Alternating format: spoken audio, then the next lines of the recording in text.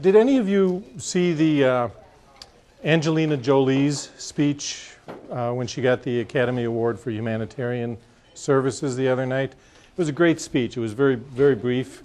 And the thrust of it was she doesn't understand why her life turned out the way it did when so many people around the world who are just as smart and just as talented are living in tents in refugee camps.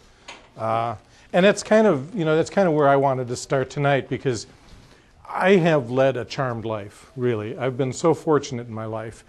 I had all the advantages. I was born in an intact, solidly middle-class family that valued education. I went to college. I've had good jobs. My parents were loving and supportive. Great family life. We traveled a lot. They taught me to love travel, to love books, to love music, and to love other people. So I've had all the advantages. And it's not fair that other people in this country who are smarter than me and work just as hard or harder than I ever did suffer. It's just not just. It's just not fair, and we're a better people than that. We need to change that. I wanted to tell I'll skip the little story about my parents. I've also been very fortunate because for more than 40 of my 63 years, I've been married to Susan. And honest to God,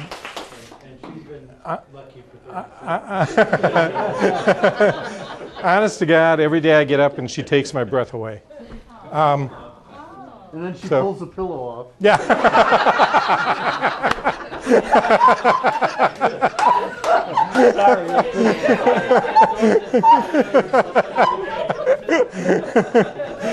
So, anyway, I got to thinking, I want you all to admire my tie as well, because my nephews, who were probably 8 and 10 at the time, made this tie for me for my 40th birthday. And when I thought, well, I'll wear that tonight. And when I dug it out, I realized it was kind of depressing, because I realized that my 40th birthday was 23 years ago, which is pretty pathetic. But I also tell people, when I'm knocking on doors and people say, you people, you get elected to Congress and you stay there forever. And I tell them, I'm 63. How the hell long can I stay? But it got me to thinking, too, about what's happened over the last 63 years. And so I went back and I made some notes. When I was born, Harry Truman was president, which still scares me when I say that. But, Truman lamented the problem of access to health care in this country and tried to do something about it. There was an economic Bill of Rights, and it went nowhere. Dwight Eisenhower was the next one, and he warned about the military-industrial complex. Then Jack Kennedy called upon us to ask not what we can do or what the country can do for us, but what we can do, and inspired a generation, brought about the Peace Corps and wonderful things. Lyndon Johnson, I think Lyndon Johnson's an interesting man. In fact, Bill Moyers, I think, once said, because Bill Moyers worked for Lyndon Johnson, and he once said that Lyndon Johnson was 6 of the most interesting men he'd ever known. But Lyndon Johnson called upon us to create a great society. And he wanted a society free of discrimination and poverty. And the man was sincere about it. He brought us the '64 Civil Rights Act, Medicare, Medicaid. Richard Nixon, whatever else he may have done, whatever his obvious and real faults, he created the EPA. He was concerned about the environment. He pressed for school desegregation, and he supported the Equal Rights Amendment. Richard Nixon. Jimmy Carter. I remember Jimmy Carter mostly for bringing what I think was a true sense of Christian compassion to the White House. And he gave us Camp David. He gave us, he sought to clean up some of the worst environmental disasters in the country through the Superfund program. Ronald Reagan. And I really had to think hard about this one. But Reagan, I didn't know this, but Reagan opposed and helped to defeat something called the Briggs Amendment in California, which would have banned homosexuals from teaching in public schools. He worked against that. He also granted amnesty to millions of illegal immigrants, and he agreed to a $165 billion bailout of Social Security. George H.W. Bush agreed to a ban on the importation of semi-automatic rifles. He raised the minimum wage, not as much as it should have been raised. He signed joint arms reduction agreements with the Soviet Union. He signed the Americans with Disabilities Act, the Clean Air Act, and the Civil Rights Act of 1991. George H.W. Bill Clinton nearly doubled grants to college students.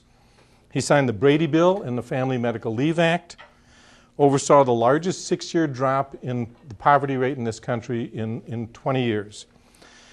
He brought us the motor voter law, which led to the registration of 28 million new voters in the U.S., and the Earned Income Tax Credit, which made life a little easier for people at the lower end of the income spectrum.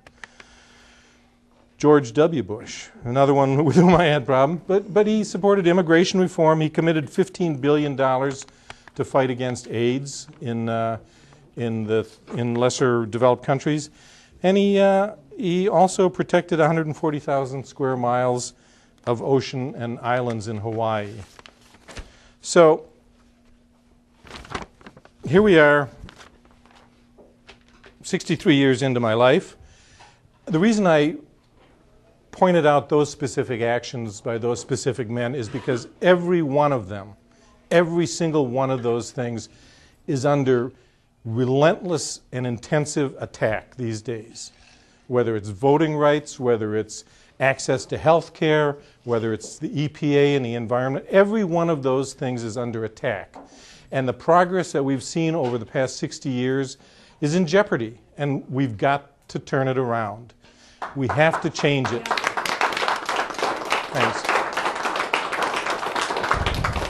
You know, we can't go back. We can't go back to a country that was less just and less fair, where people didn't have the opportunities that, you know, things have improved over the years. Not as much as they should have and not in all areas, but we've made real progress, and it's all under threat. And that's why I'm running. You know, I know that some of you probably have not met me before.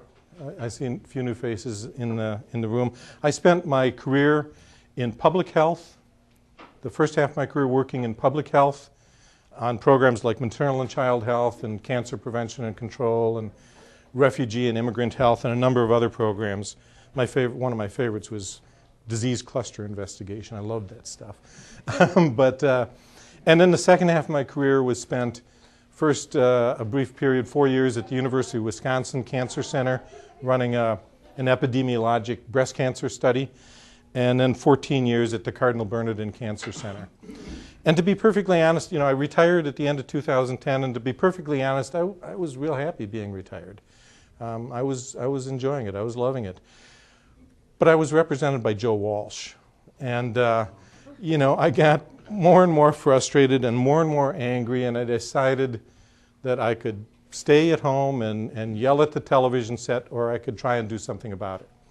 So I did in 2012, and it was my first campaign for anything ever, and we didn't do that badly, a little over 41% of the vote, with a very limited campaign and very limited financing. And I'm back at it because I am absolutely convinced that Randy Hultgren can be beaten. And I am absolutely